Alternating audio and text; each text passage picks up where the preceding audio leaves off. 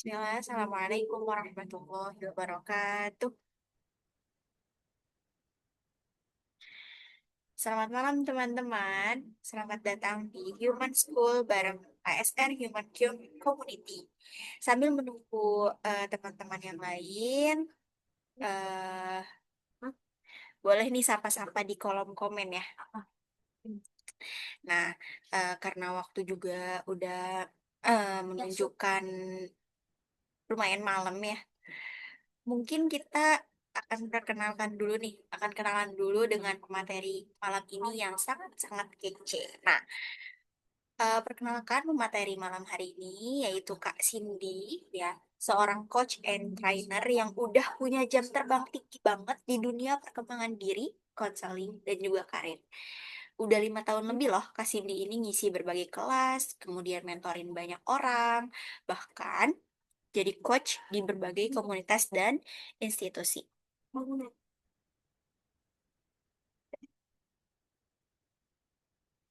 Oke. Nah, teman-teman, pokoknya di malam hari ini itu insya Allah semuanya ilmu yang akan Kak Sini sampaikan itu daging semua. Dijamin teman-teman ini bakal banyak dapat insight. Oke, mungkin kita langsung saja ya untuk menyambut Kak Cindy. Halo Kak Cindy. Boleh Halo, boleh on mic? iya halo. Halo, Kak Cindy gimana kabarnya baik? Ya, kalau mood mah lagi baik ya, tapi kalau lagi kesehatan lagi nggak baik-baik aja. Oke, oke deh. Oke, mungkin kita bisa langsung mulai ya, Kak. Karena Oke, waktu juga menunjukkan sudah malam. Nah, aku akan langsung share screen saja, oke? Nah, sebentar. Udah terlihat belum, Kak? hmm, belum. Belum, sebentar. Oke.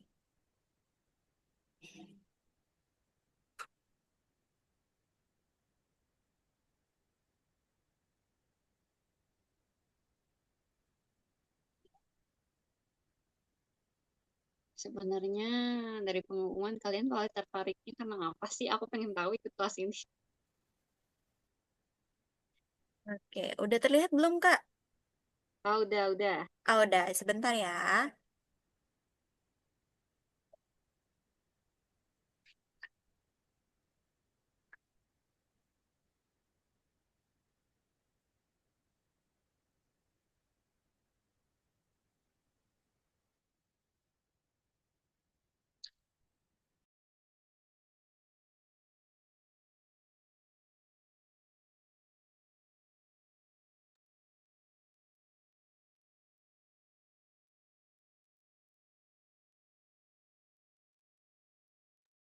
Oke, udah ya, Kak?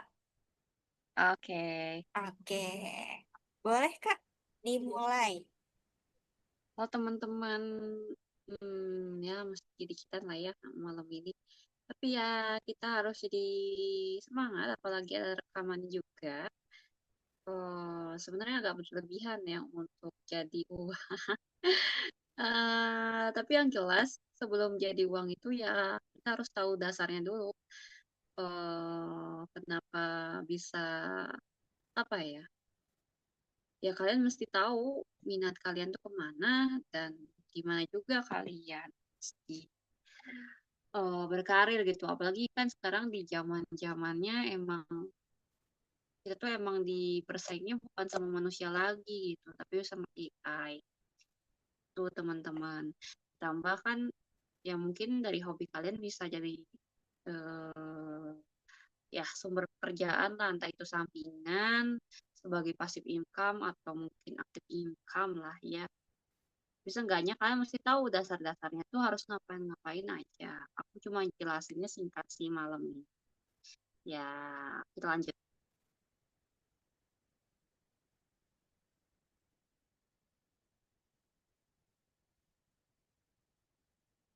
Nah, kira-kira sih kenapa ya topik ini penting banget ya, kira-kira. Nah, topik ini tuh yang gak sembarangan buat kalian tuh penting-pentingnya itu bukan penting aja gitu, tapi seenggaknya kalau mau kita jujur-jujuran, ya topik ini tuh bukan sekedar kamu harus dapat uang dan tidak hanya ya teman-teman, tapi lebih kayak kepada kamu tuh mesti tahu soal gimana sih kamu mau kenalin kerjaan kamu yang cocok buat kamu, dan apakah pekerjaan itu bakal berpotensi untuk kamu berkembang secara pribadi, bakal seenggaknya biarpun konsistensinya atau istilahnya mah kamu kadang mut-mutan kerja atau enggak, dia masih memberikan nilai enggak sama kamu dan lain sebagainya. Nah, itulah kenapa topik ini penting. Terus ya, yang pasti enggak semua kerjaan itu tergantung sama cuan. Tapi karena cuan itu memang dibutuhkan untuk kesejahteraan ya pekerjaan, ya tapi kalian juga harus mementingkan psikologis juga gitu. Kayak misalnya apakah pekerjaan ini tergantungnya ya, apakah dari passion ini membuat kamu lebih semangat ketika stres atau malah makin turun gitu, malah makin nggak mau ketemu pekerjaan itu. Terus ya kita kan pengen nih kadang-kadang kerja sesuai hobi, tapi apa ya hobi aja bisa gitu jadi modal untuk menghasilkan uang atau mungkin seenggaknya bisa jadi aktif income atau passive income kamu lah misalnya. Karena hobi itu nggak sembarangan hobi plek ketiplek ya misalnya jadi penyanyi harus jadi penyanyi nggak kayak gitu ya konsepnya ya teman-teman. Jadi ya kita mesti lihat nih yang beririsan itu apa aja. Yang beririsan di sini tuh maksudnya apakah nantinya dari hobi ini kita dapat skill apa aja yang kita dapetin gitu. Terus yang pasti pekerjaan ini bisa nggak berkelanjutan gitu. Apakah lebih seneng kita bertahan lama di situ sampai kita pensiun atau malah kita pengen kerja ini sampai akhir hayat gitu meskipun udah pensiun ya entah itu pengembangan dari kerjaan-kerjaan dari hobi kita atau passion yang lainnya gitu ya kayak gitu teman-teman. Oke lanjut.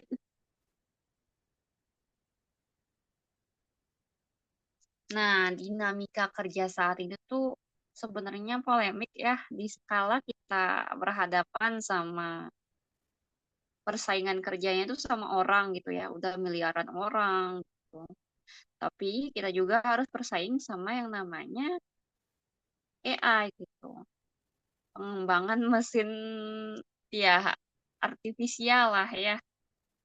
Yaitu kan artinya kita mau nggak mau harus bisa menguasai AI itu. Tapi ya bukan main pram-prom aja ya. Tapi lebih kayak kita tuh harus tahu kegunaan AI itu sampai mana dan mananya gitu. Dan akhirnya juga karena AI ini ya secara nggak langsung kita sebagai manusia juga dituntut untuk lebih kreatif, produktif, atau malah kita tuh lebih berinovasi lah. Nggak kerjanya tuh istilahnya nggak diulang-ulang gitu. Nggak diulang-ulang di sini tuh pekerjaan yang sifatnya mudah dan bisa diganti sama AI. Nah, kita tuh tugasnya sekarang bukan untuk mengerjakan lagi, tapi untuk mengawasi apakah sudah sesuai atau belum gitu. Jadi ya nggak serta-merta kita tuh sayang sama AI, kita kalah ya teman-teman, tapi ya kita juga harus sadar kalau kita tuh emang ya ini loh kita tokoh utamanya di dunia ini ya manusia gitu. Jadi ya manusia harus bisa berkembang dari zaman industrial ya revolusi industri tahun 1700-an juga kayak gitu. Nah, ya selain itu juga banyak korporat ya kayak industri yang lagi bagus saat ini tuh kayak teknologi kesehatan sama e-commerce, content creator. Nah, itu kan lagi tinggi-tingginya. Nah, apakah dalam 50 tahun ke depan juga sama pasar kerja saat ini ya belum tentu juga, tapi seenggaknya kita harus aware tuh. Terus yang paling penting kita juga harus ngembangin skill kayak ya mungkin ada yang ikut seleksi BUMN lah ya, ada yang namanya learning agility sama digital hard skill. Nah, sebenarnya kalau di BUMN sendiri sebutannya digital mindset sih. Nah, dua skill ini tuh wajib ditempuin. Kenapa? Karena kalau hard skill ini kita mesti tahu desain-desain dasarnya, nggak serta-merta dilempar ke AI. Ntar kalau kita ditanyain sama klien kita atau atasan kita, kita nggak tahu cara dasarnya ya bakal kelabakan. Itulah kenapa penting banget untuk belajar digital hard skill-nya, bukan belajar prom-prom yang tadi aku sebutin tadi gitu. Terus yang paling penting juga ya soft skill ini kayak kamu tuh mau mengembangkan pekerjaan ini yang seperti apa? Apakah komunikasi kamu udah cukup baik? Komunikasi di sini nggak sekedar oh kamu mengerti omongan orang lain nggak kayak gitu, tapi kamu bisa nggak dari satu kalimat itu bisa dipikirkan dan dianalisis secara mendalam. Itu yang dibutuhin untuk pasar saat ini gitu. Jadi yang nggak serta-merta komunikasi sama kerja sama tim aja nggak kayak gitu bahasanya kalau di CV, tapi lebih kayak kamu tuh menunjukkan gimana sih supaya dari hasil kerja sama sama komunikasi ini mencapai target gitu atau bisa adaptasi nggak di dunia digital ini apalagi kan sekarang banyak yang terjun ya aku mengerti sih di industri digital saat ini tuh kalau nggak FOMO ya ya bakal jualnya ala-ala pecel lele gitu. Tapi biarpun kita harus FOMO ya sama apa ya, nggak harus FOMO juga sama pasar saat ini, tapi seenggaknya kita tahu gitu soal wawasan-wawasan yang terjadi di sekitar kita gitu. Jangan sampai kita nggak tahu sama sekali. Karena ini penting teman-teman. Ketika kita ketemu sesuatu yang sifatnya harus dikembangkan saat itu, ya seenggaknya kita bisa melindungi diri kita atau mencari karir yang sesuai dengan keahlian kita dengan baik. Apalagi sekarang kita saingan sama beratus-ratus ribu plus AI. Pada intinya sih, emang soft skill ini atau hard skill ini ya dibutuhin supaya kita tahu dan kita bisa ngembangin diri kita yang mana aja yang kurang. Bukan kita dituntut perfeksionis, tapi kita dituntut untuk berkembang ya minimal 0,1%-nya barangkali. Nah, kayak gitu. Oke, next.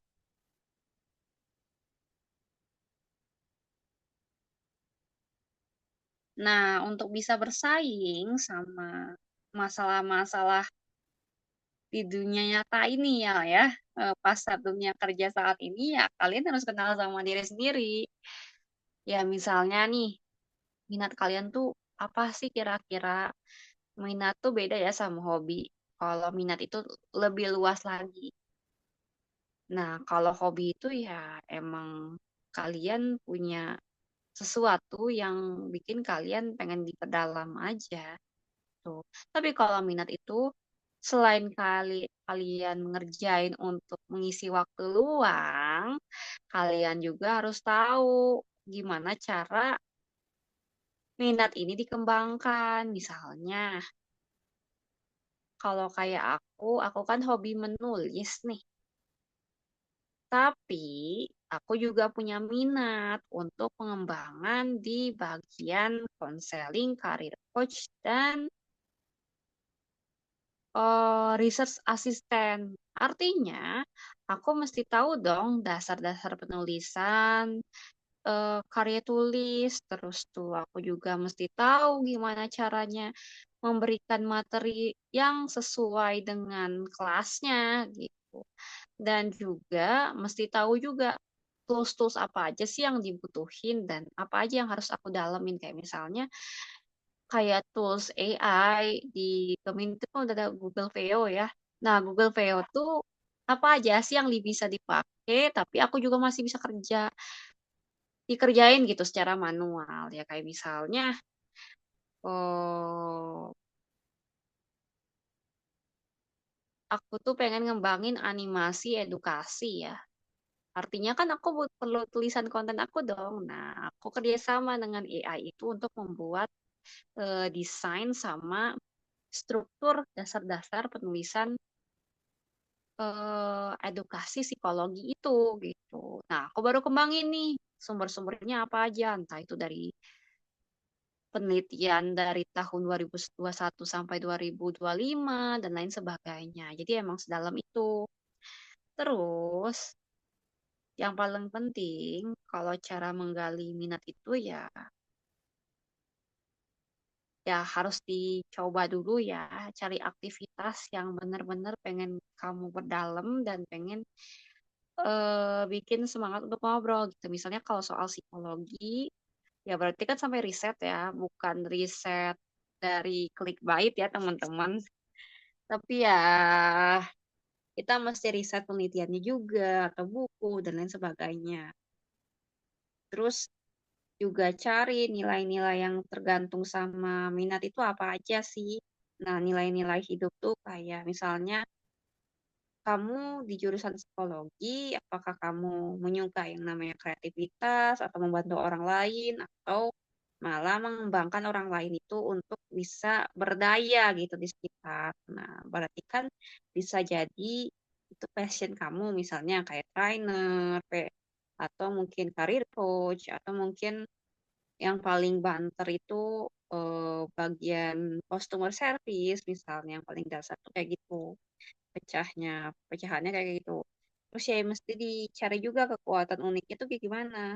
Misalnya, kalau kamu bisa berbicara, terus kamu juga jago mendengarkan, gak serta-merta kamu harus ke psikologi, bisa juga kan ke bagian komunikator,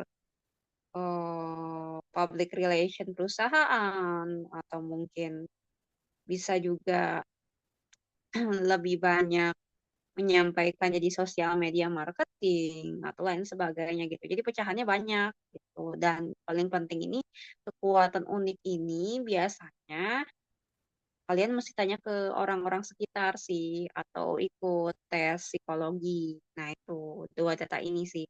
Dua data ini kenapa aku bilang penting karena kalau psikotes itu data konkret ya, data yang tertulis. Nah, kalau dari data lapangan ya dari orang-orang sekitar kita, seenggaknya itu dari hasil observasi mereka. Gitu. Juga yang paling penting dari orang-orang sekitar itu, seenggaknya kamu bisa tahu kekurangan sama kelebihan. Terlebih itu diperkuat sama hasil psikotes. Nah, jadi ya seenggaknya bisa membantu kamu untuk menemukan passion kamu dan apa aja yang harus dikembangin gitu. Oke, lanjut.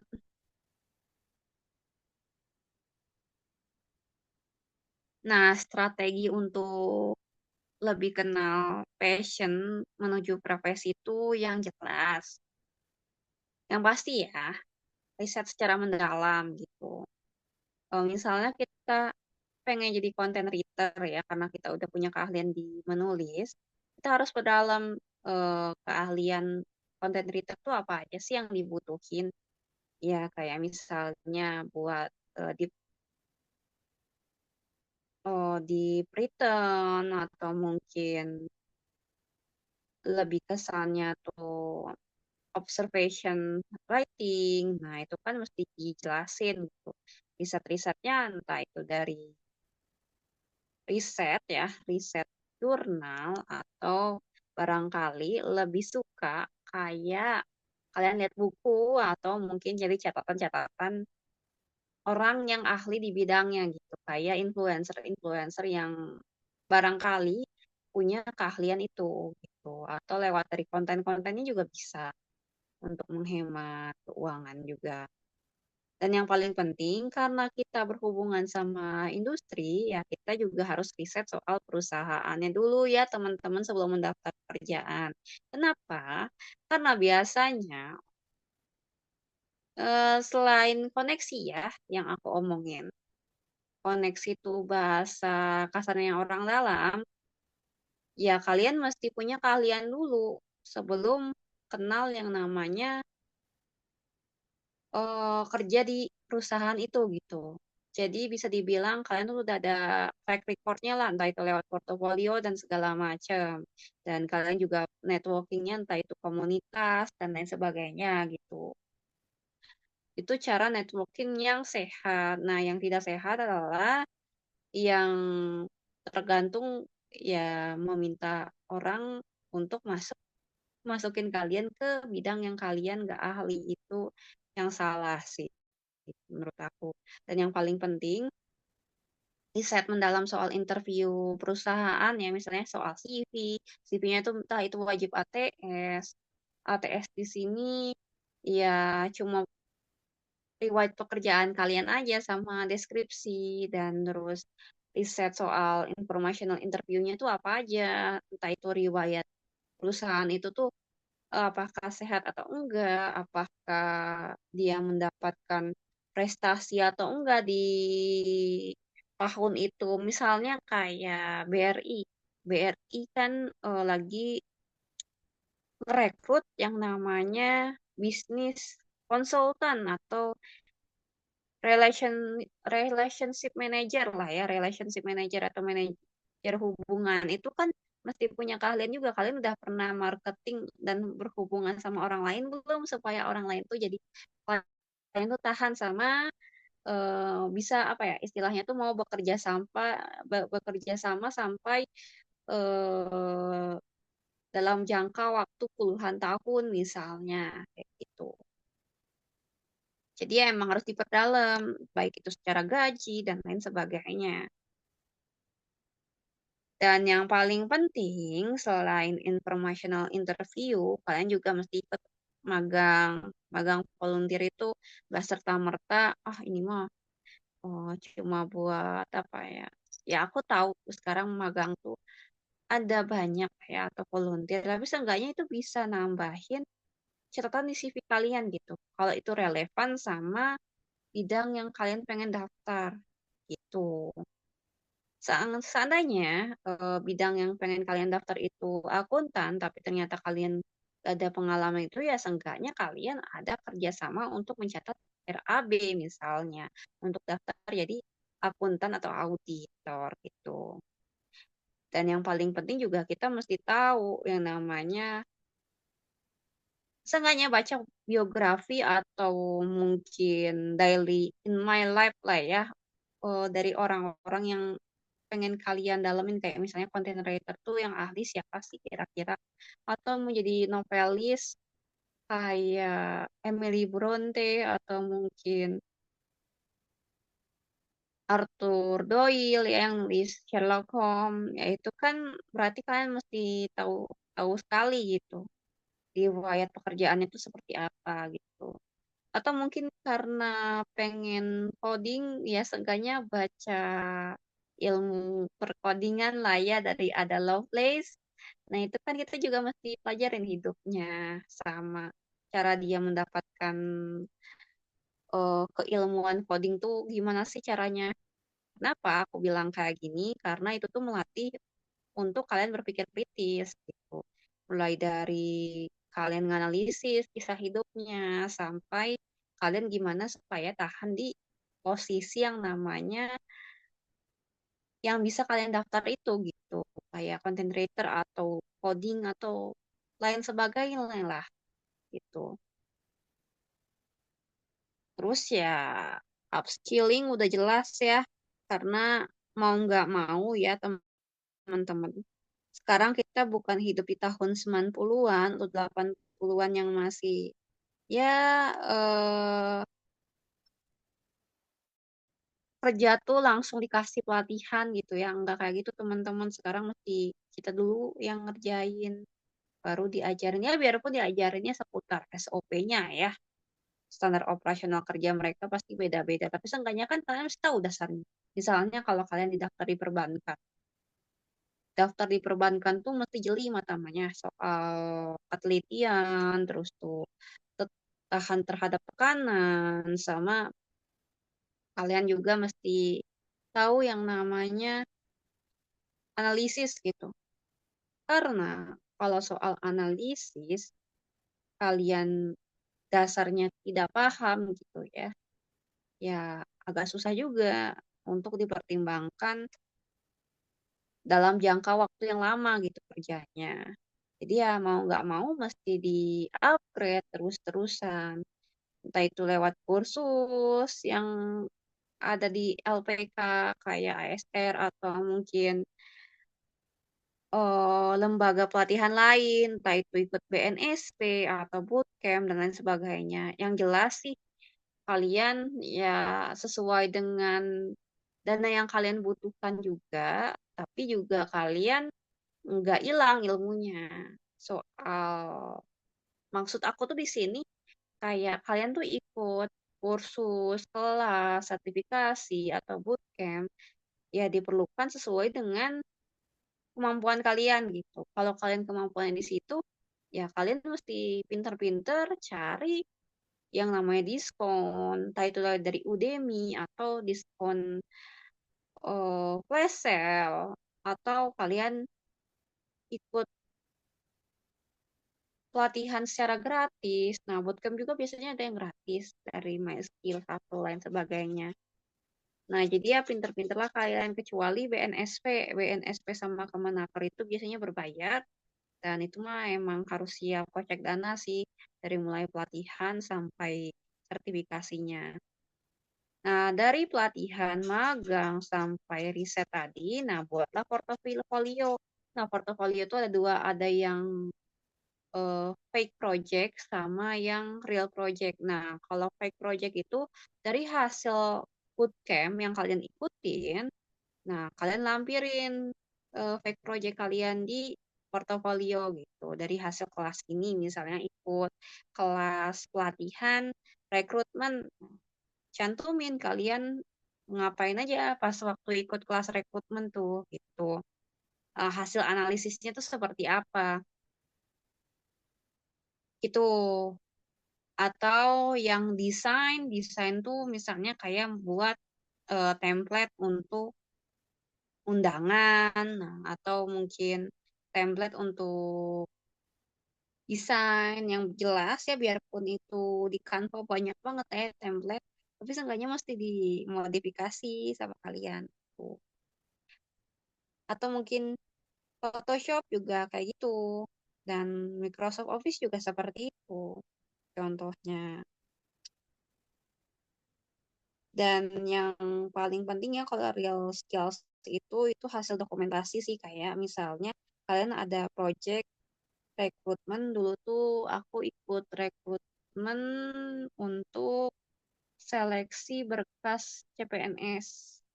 Aku nggak bisa nyebutin dari lembaga mana ya untuk yang aku seleksi, tapi seenggaknya dari 500 berkas yang aku lihat, nah itu bisa jadi portofolio aku. Nah, entah itu lolos berkas atau enggaknya dijelaskan karena apanya. Nah, yang nggak boleh adalah nomor ininya ya, teman-teman, nomor apa namanya tuh, nomor NIK-nya kayak gitu. Jadi yang kita jelasin tuh cuma kenapa lolosnya tuh alasannya kenapa gitu berkasnya lengkap atau apa tuh.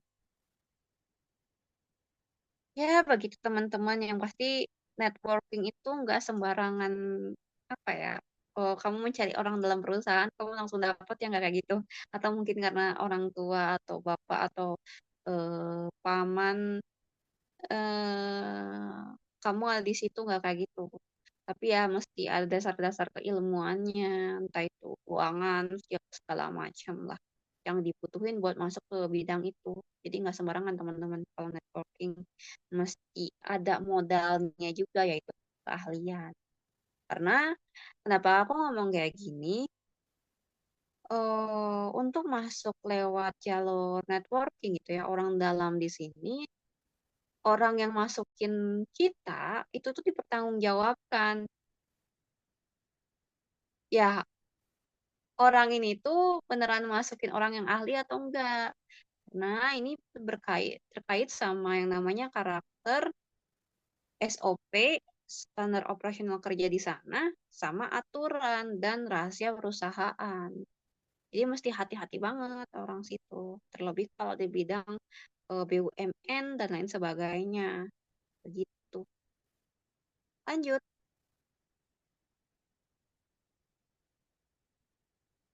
Nah, setelah kalian jadi orang yang profesional handal, seenggaknya setelah itu kalian mesti kembangin skills. Kembangin skills di sini ya kayak misalnya kalian tuh harus menyampaikan ide kalian secara jelas. Di sini tuh kalian mesti tahu lah misalnya pengen menjelaskan yang namanya project desain grafis untuk event konser Blackpink misalnya. Nah, itu kalian mesti dijelasin dari waktunya, tujuannya, impact atau dampaknya, terus aspek-aspek apa yang dievaluasi di sebelumnya gitu. Dan apa yang harus diperbaikin dan terus pas waktu acaranya itu ngapain aja supaya yang sebelum-sebelumnya itu seenggaknya berkurang masalah teknisnya gitu di lapangan. Itu maksud komunikasi yang bagus. Dan juga kerjasama itu udah termaksud yang namanya komunikasi yang bagus ya teman-teman. Jadi nggak sembarangan kita ngomong-ngomong aja, tapi emang panjang lebar, sistematis, dan efektif yang kita sampaikan ke teman-teman kita supaya mau kerjasama. Dan yang paling penting untuk jadi profesional yang baik ya harus cepat adaptasi lah ya. Kita mesti cepat adaptasi di sini tuh cepat belajar sama yang hal-hal yang baru kita temuin kayak AI. AI itu nggak sembarangan ya prom kata aku tadi, tapi emang kalian mesti tahu kelemahan AI ini apa, kelebihan AI ini apa. Selain kalian belajar, itu juga buat melindungi kalian dari masalah-masalah di kemudian hari. Karena ya banyak yang pakai identitas kita buat di web misalnya, seenggaknya kita tahu aturan-aturan apa sih yang bisa dilancarkan untuk menghindari masalah AI ini gitu, di kemudian hari. Makanya dari belajar AI itu nggak sekedar from aja, tapi kita juga mesti berkembang. Kita nggak mungkin eh, stuck di situ-situ aja, karena kita bakal terus ngasah kemampuan kita sampai tua pun ya. Karena kalau kita nggak berkembang, ya susah juga nggak ngerti teknologi karena ya semuanya butuh teknologi dan kita juga mesti tahu aturan rule-rule yang terjadi di dunia teknologi ini dan pelanggaran apa yang terjadi gitu supaya ya melindungi diri kita sendiri dan kita juga bisa berkembang di situ. Dan yang pasti mesti personal branding juga ya di sini. Personal branding tuh nggak sekedar kita cuma cerita apa yang terjadi di kehidupan kita, tapi yang penting-penting aja kayak misalnya kita ada prestasi nih kita posting di LinkedIn kita atau di Instagram kita. Nah, kita jelasin kita tuh mencapai targetnya apa. Nah, kenapa itu diperlukan? Karena beberapa perusahaan BUMN sama perusahaan pemerintah itu nggak ya lihat ini juga, lihat Instagram kita juga buat jadi penilai gitu. Jadi aku sarankan personal branding kalian untuk cerita apa ya hal-hal privasi sebaiknya dijaga. Selain untuk keamanan karir juga keamanan digital kalian untuk dipakai orang-orang nggak bertanggung jawab gitu. Aktif di dunia online juga harus ngejelasin kayak keaktifan soal skills kita. cara menyampaikan material atau jadi trainer misalnya kayak aku mesti jelas menyampaikannya di sini apakah dengan hasil kita memberikan webinar ini bisa dijadiin portofolio di Instagram ya bisa-bisa aja. Dan di situ kita jelas kita memberikan materi apa, mulai dari hal-hal yang rincinya atau yang enggaknya, teman-teman. Nah, dari aktif inilah ya, dan personal branding ini juga seenggaknya kita dapat koneksi yang bagus seenggaknya.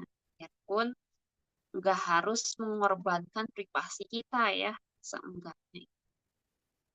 Dan selain kita dapat kenalan, kita juga ikut pelatihan dan dapat mentor yang bagus. Diusahakan cari mentor tuh yang benar-benar yang membimbing kalian dan kasih kritik sarannya tuh secara rinci. Jadi nggak sekedar kelas-kelasan aja. Karena kalau kalian punya mentor yang baik, seenggaknya dari proses trial error ya, bisa ngebantu kalian yang mana aja nih solusinya yang bisa dibagusin gitu. Dan yang mana aja yang harus dikembangin gitu.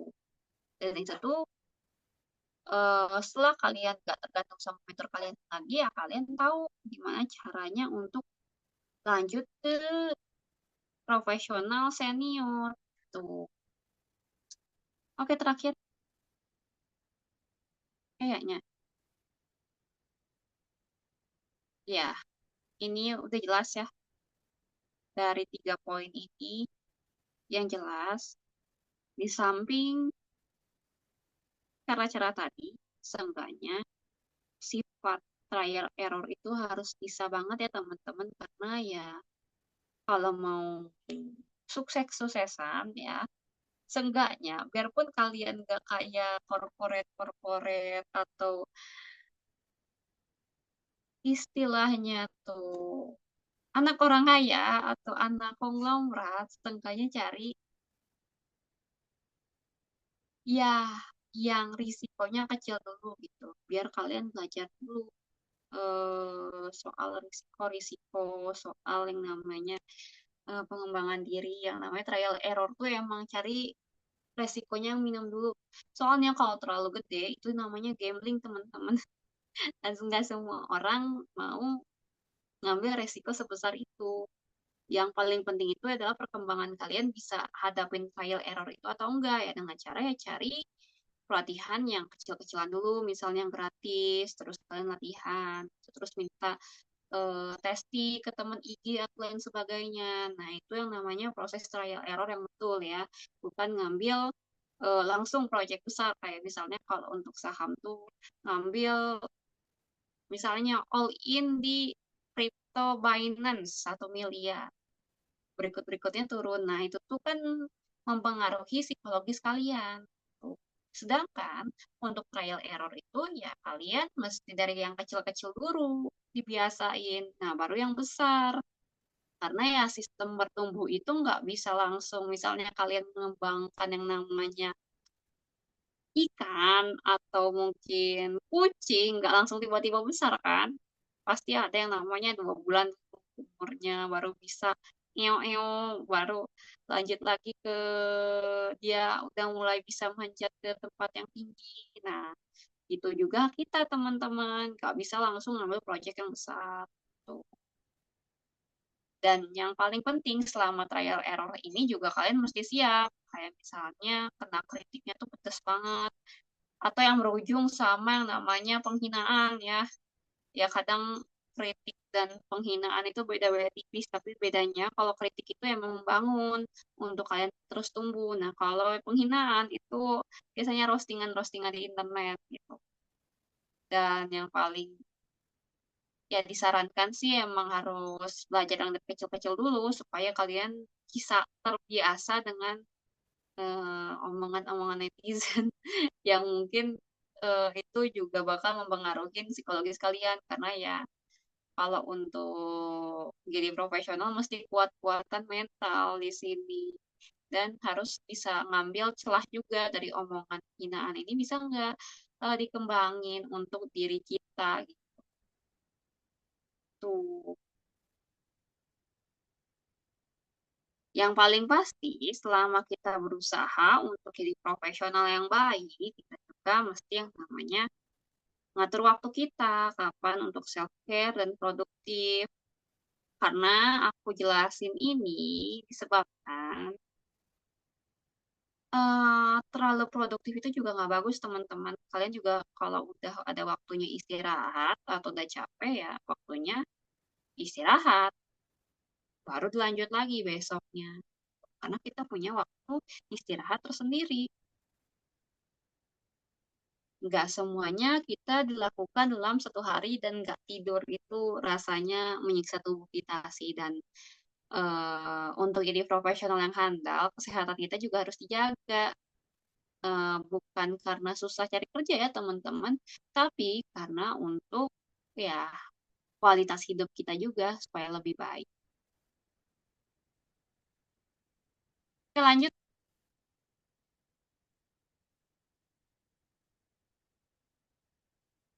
Nah, aku tuh pengen ngadain ini sih, kayak apa ya,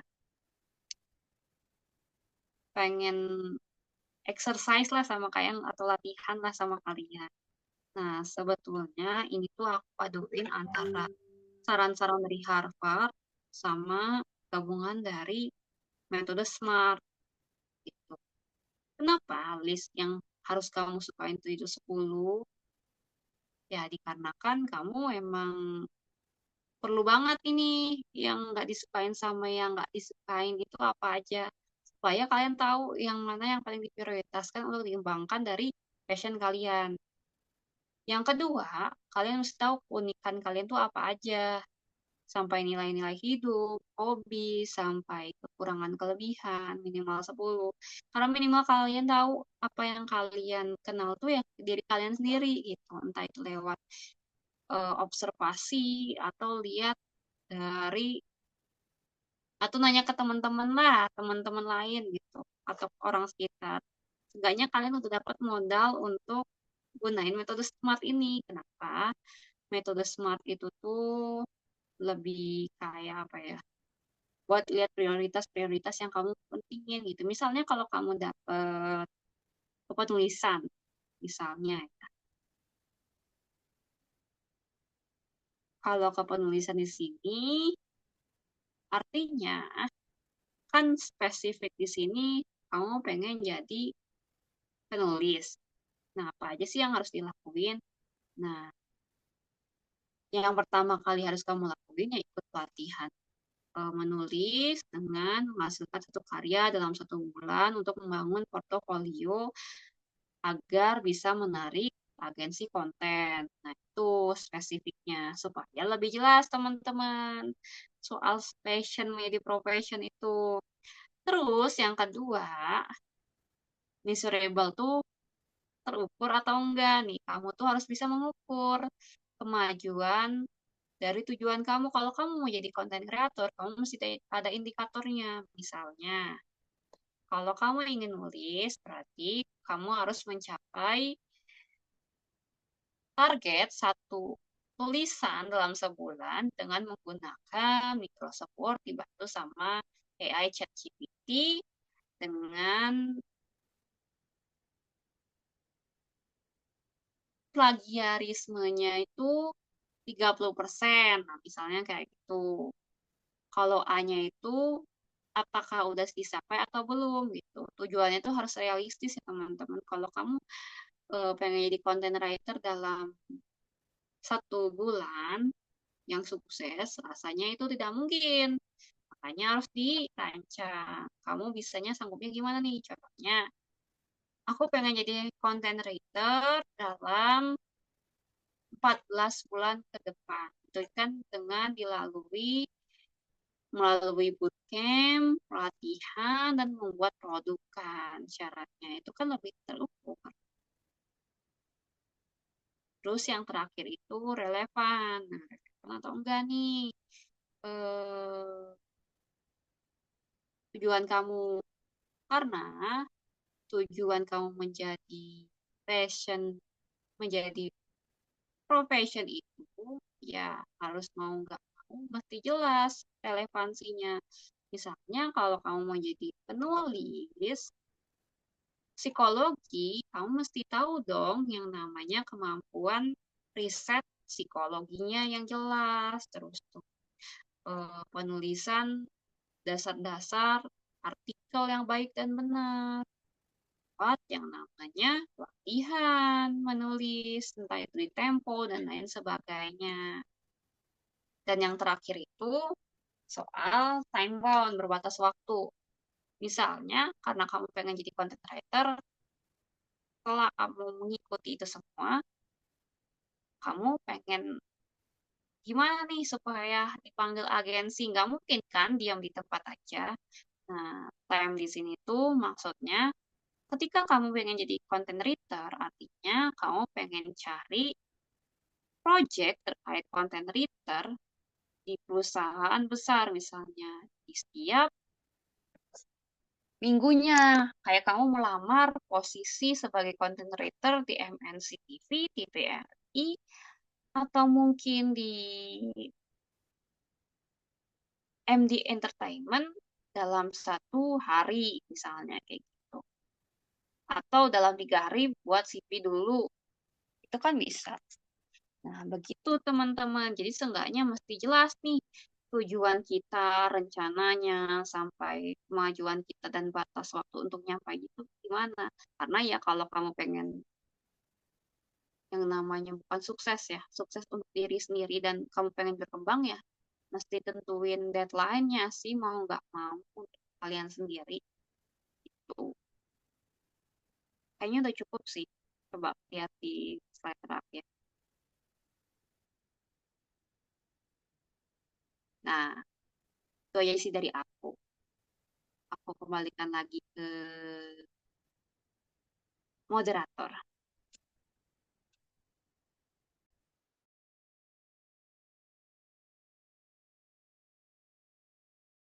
Hmm. Oke, teman-teman. Masya Allah, keren banget ya. Daging banget nih ternyata penjelasan dari Kak Cindy. Nah, sekarang kita waktunya untuk ngobrol bareng. Nah, mungkin kalau dari teman-teman ada yang mau nanya, boleh nih langsung raise hand atau apa namanya, boleh juga yang sedang berkendala, langsung diketik aja lewat chat. Nah, jangan malu-malu karena khawatirnya pertanyaan itu bisa mewakili dari banyak orang. Oke, siapa nih kira-kira yang mau bertanya? Aku kasih kesempatan untuk 3 orang. Yuk, yuk, yuk.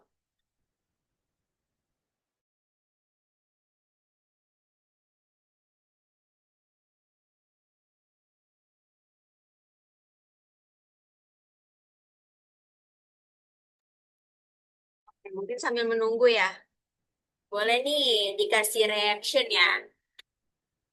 Pernah nggak sih teman-teman tuh ngerasa kayak passionnya itu tuh nggak nyambung sama realita? Nah, boleh langsung kasih reaction. Jempol boleh, jempol atau raise hand. Siapa yang pernah kayak nggak nyambung aja gitu. Passionnya nggak nyambung aja sama realita pekerjaan. Atau mungkin ada nggak sih di antara teman-teman tuh yang galau gitu. Passionnya apa, kemudian antara kerjaan dan passion. Atau hmm, kayak aku. Jadi kalau aku itu eh, ngerasa salah jurusan. Yap, salah jurusan. Aku lebih suka tertarik di bidang apa, di bidang human capital. Tapi aku apa namanya malah masuk hukum. Pernah nggak sih teman-teman kayak gitu? Boleh nih langsung sambil menunggu, sambil memikirkan pertanyaan-pertanyaan yang mungkin eh, masih loading ya di otak teman-teman. Yuk, boleh di reaction dulu.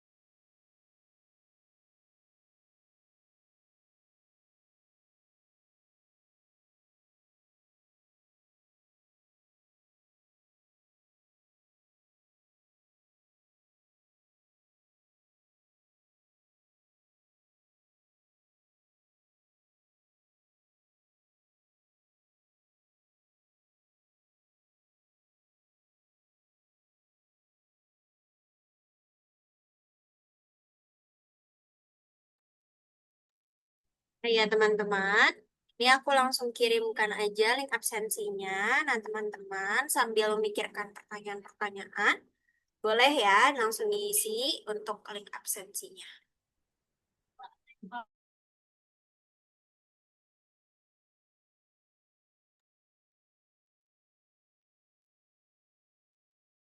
Ya udah deh kalau misalkan teman-teman nggak ada yang mau nanya, aku aja yang nanya boleh Kak Cindy, boleh?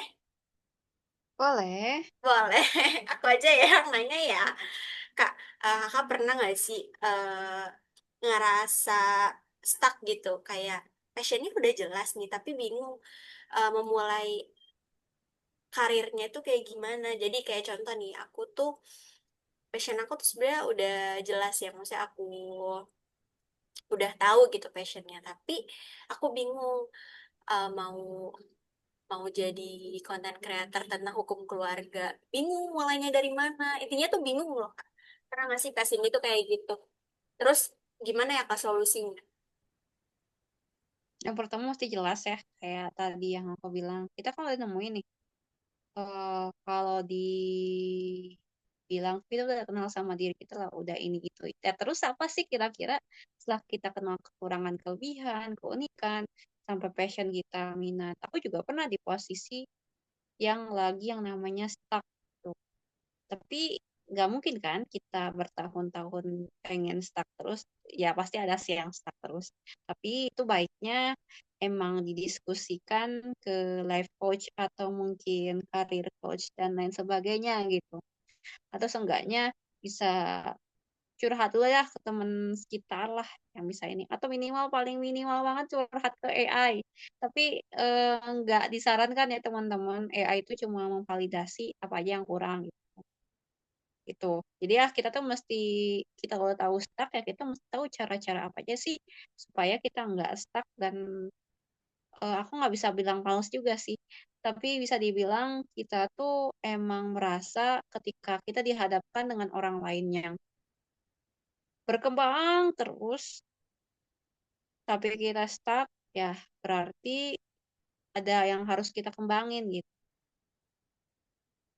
Kita nggak bisa menutup mata lah ya teman-teman, karena kita punya mata untuk melihat ya kesuksesan orang lain, tapi seenggaknya dari orang lain ini suksesnya itu karena apa gitu. Sukses kan beda-beda, nggak harus uang aja. Misalnya kayak dia menjaga stabilitas kehidupan dia dari digital. Nah, dia tuh nggak perlu nanya ke dia juga, tapi bisa nanya ke internet atau ikut kelasnya kayak cyber security dan lain sebagainya gitu. Nah, terus yang kedua, selain kita udah tahu nih passion kita stuck sama kita pengen ikut kelas atau ngeliat konten-konten, nah kita juga mesti ngerancang perencanaan yang jelas. Kayak misalnya kalau kita pengen jadi hukum keluarga, pengen jadi konten kreator hukum keluarga nih misalnya. Kan mesti jelas kita hukum keluarga tuh ada banyak, misalnya fokus ke anak kah atau kemananya ininya atau hukum keluarga secara umum tapi pengen awareness kepada orang-orang umum gitu supaya ngerti hukum. Nah, itu kan jauh lebih jelas pasarnya. Ya itu dulu yang diperdalam perencanaannya tuh soal kenapa kita mau jadi konten kreator hukum, terus tuh kita tuh tujuannya buat siapa, terus kontennya seperti apa, dan risetnya seperti apa. Misalnya kayak gitu. Kalau kayak aku tuh mau buat animasi kayak ya kartun kayak gitulah atau anime-anime yang bisa kasih keilmuan psikologi itu harus jelas aku pasarnya siapa, nama produkannya apa dan kedepannya gimana dalam 10 tahun ke depan paling itu yang paling banter gitu. Nah, habis itu kita kembangin nih. Rencananya kita mau buat konten itu sebulan atau 2 bulan atau sebulan tuh dapat berapa kali sih kita buat take konten. Oh, ternyata buatnya cukup 5 kali aja karena kita ada kesibukan kuliah dan kerja. Nah, itu kan cukup lah ya 4 kali konten atau 5 kali konten. Oh, jangan terlalu nyiksa diri lah istilahnya karena kita udah tahu kalau kita terlalu sibuk buat konten atau segala macam, ditambah kita kerja, belum sekolah, atau mungkin ngurus rumah tangga, ya kita mesti tahu posisi kita teman-teman, nggak bisa kita langsung sosor semuanya sampai kitanya sakit-sakitan. Ya nggak kayak gitu. Jadi kita mesti tahu kemampuan kita udah sampai mana ya. Cukup empat konten aja gitu. Terus setelah kita tahu waktunya kapan, nah kita tinggal riset sama mau pakai kontennya apa aja. Misalnya satu kali karosel, satu kali video pendek, satu kali lagi video panjang, satunya lagi live stream kayak gitu. Tuh. Nah, setelah itu, nah kita gimana nih cara ningkatin engagementnya supaya kita dilihat orang banyak? Ya, berarti kita mesti lihat tuh hook yang pakai orang lain misalnya kayak gitu. Atau jangan pakai hook-hookan lah supaya lebih bermakna ya yang kita kelas yang kita ikutin. Kita kayak misalnya yang paling terkecil aja, kayak supaya desainnya nih minimal. Kan desainnya kan hukum keluarga, berarti kan desainnya agak cerah dan eh, damai lah istilahnya. Gak mungkin kan kita pakai huruf killer, huruf horor, dan tulisannya Suzana atau gambarnya Suzana yang kayak gitu kan. Nah, itu aja yang paling terkecil. Nah, itu. Terus yang kedua, kita juga mesti lihat apakah ketika kita ngejelasin itu orang orang pas kita lihat lihat konten kita tuh malah jadi ngantuk atau enggak. Nah, itu yang terakhir barulah ada eh, apa istilahnya tuh ya. Kalau yang terakhir tuh eh feedback tambahan atau enggak gitu supaya orang minta feedback ke kita tuh ngapain sih?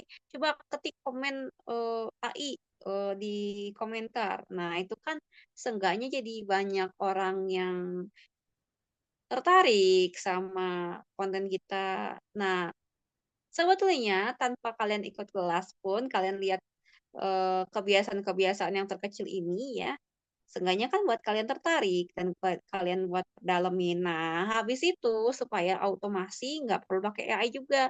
Tapi gimana kalian bisa ngatur waktu kalian, kebiasaan. Jadi lebih sehat gitu. Tujuan kita sukses itu bukan cuma jadi konglomerat aja teman-teman, tapi gimana cara kita stabilitas kita ya supaya hidup kita tuh bermakna terus kayak gimana gitu. Ya kita nggak akan lupa ibadah dan segala macam. Tapi kalau kalian pengen jadi nomor satu ya misalnya jadi psikoedukator nomor satu di dunia ya kalian mau nggak mau mesti kerja keras gitu. Entah itu cara kalian belajarnya atau lain sebagainya yang ditingkatin. Ya gitu sih, jadi ya mesti kenal diri dulu dan tahu rencananya dan ya istilahnya mah realistis ya ngatur rencananya itu gitu. Ya, terima kasih banyak Kak Cindy. Dari teman-teman nggak ada yang ingin bertanya?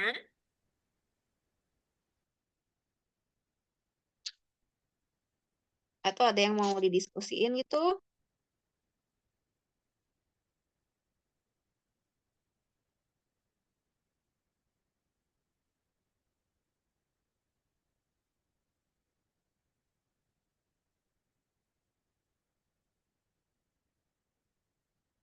Wah ini mah kayaknya nggak ada nih.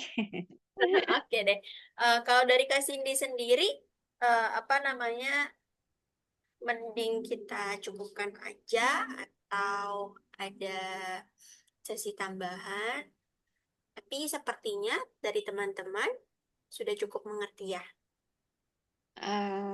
Bukan cukup mengerti sih, mau ngerti atau tidak ya teman-teman, yang jelas keilmuan ini tergantung sama perkembangan kalian gitu. Aku mungkin bukan yang terbaik untuk ngejelasin ini, tapi seenggaknya dari pesan ini bisa jadi dasar kalian untuk berkembang gitu, untuk jadi profesinya itu dari passion kalian seenggaknya. Entah itu mau jadi pasif atau aktif income sekalipun ya.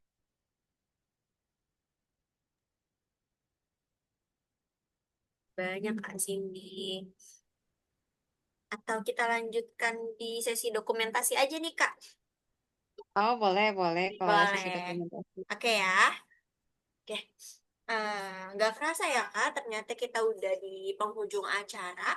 Terima kasih banyak Kak Cindy yang udah sharing ilmunya yang sangat daging ini ya, sangat Masya Allah sekali. Dan pastinya buat teman-teman yang sudah stay sampai akhir. Oke, nah sebelum kita benar-benar pamit, boleh nih dari Kak Novan, Kak Rizda, dan mungkin Kak Cindy untuk membuka kameranya agar kita bisa foto bareng. Boleh? Mungkin langsung difoto aja sih. Boleh. Eh, Oke deh. Oke, aku langsung foto ya. Satu, dua, tiga. Siap. Oke. Nah, teman-teman, selamat bertemu kembali di sesi berikutnya. Nah, tetap semangat ya teman-teman untuk mencari passion dan jangan juga takut untuk menghadapi realita. Gas aja. Oke, good night teman-teman. Good night Kak Cindy. Mungkin aku tutup. Assalamualaikum warahmatullahi wabarakatuh.